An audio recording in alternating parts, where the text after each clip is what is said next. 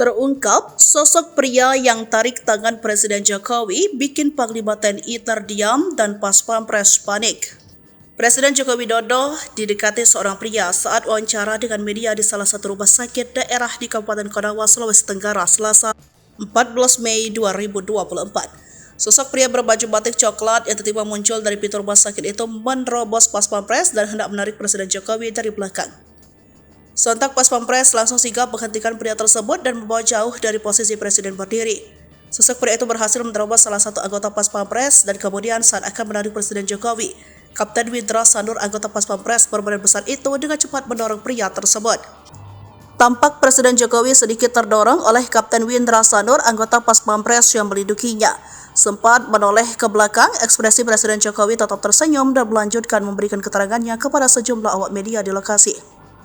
Belakangan terungkap siapa sosok pria yang menerobos dan menarik Presiden Jokowi di RSUD Konawa Sultra tersebut. Terdengar saat ditarik Pas Pampres, si pria tersebut berkata bahwa gajinya ditahan negara selama 6 tahun. Berdasarkan kartu tanda penduduk miliknya, pria tersebut diketahui bernama Mahyudi Esos. Dalam KTP tersebut tertulis pekerjaan seorang pegawai negeri sipil. Sosoknya lahir di kota Kendari, Provinsi Sultra pada 5 Juni 1974 atau kini berusia 49 tahun dan beberapa pekan lagi usianya 50 tahun. PNS tersebut beralamat di Kelurahan Awuliti, Kecamatan Lambuya, Kabupaten Konawe, Sulawesi Tenggara. Berdasarkan informasi di himpun tribunnews.sultra.com, sosok pria tersebut juga dikabarkan seorang sekretaris desa atau sekdes. Namun, BKP SDM Konawe Suparjo menyebut mantan PNS sekdes. Sosok yang disebut sudah diberhentikan sebagai PNS oleh Badan Kepegawaian Negara.